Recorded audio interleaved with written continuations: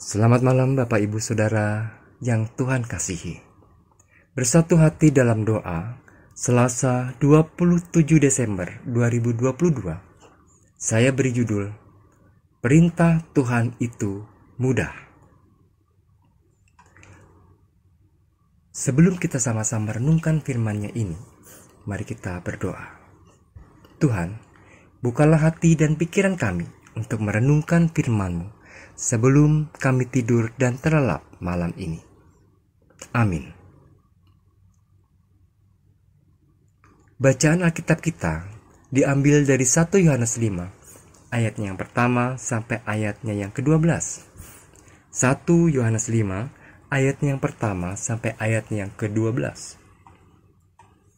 Setiap orang yang percaya bahwa Yesus adalah Kristus, lahir dari Allah, dan setiap orang yang mengasihi Dia yang melahirkan, mengasihi juga Dia yang lahir daripadanya. Inilah tandanya bahwa kita mengasihi anak-anak Allah, yaitu apabila kita mengasihi Allah serta melakukan perintah-perintahnya. Sebab inilah kasih kepada Allah, yaitu bahwa kita menuruti perintah-perintahnya. Perintah-perintahnya itu tidak berat, sebab semua yang lahir dari Allah mengalahkan dunia. Dan inilah kemenangan yang mengalahkan dunia, iman kita. Siapakah yang mengalahkan dunia selain daripada dia yang percaya bahwa Yesus adalah anak Allah? Inilah dia yang telah datang dengan air dan darah, yaitu Yesus Kristus. Bukan saja dengan air, tetapi dengan air dan dengan darah. Dan rohlah yang memberi kesaksian, karena roh adalah kebenaran. Sebab ada 3 yang memberi kesaksian di dalam sorga, Bapa, Firman, dan Roh Kudus. Dan ketiganya adalah satu. Dan ada 3 yang memberi kesaksian di bumi, roh dan air dan darah. Dan ketiganya adalah satu. Kita menerima kesaksian manusia, tetapi kesaksian Allah lebih kuat. Sebab demikianlah kesaksian yang diberikan Allah tentang anaknya. Barang siapa percaya kepada anak Allah, ia mempunyai kesaksian itu di dalam dirinya.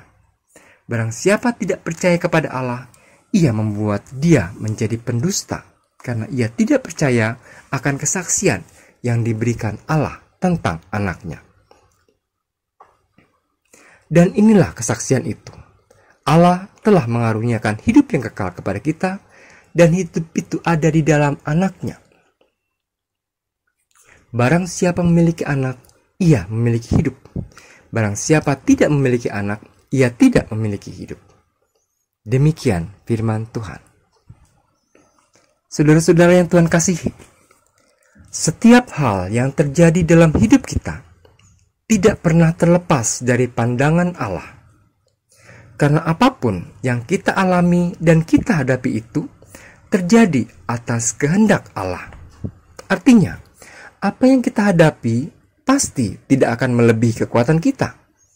Allah tahu seberapa besar porsi kita.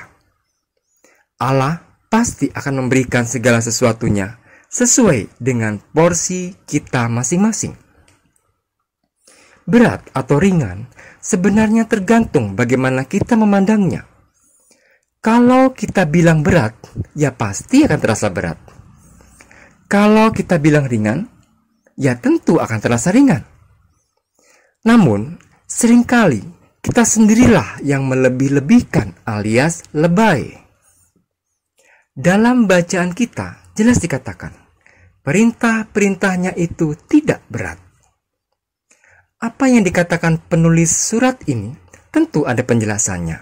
Yang pertama, kita tentu percaya bahwa Kristus, Yesus, itu adalah anak Allah, bukan?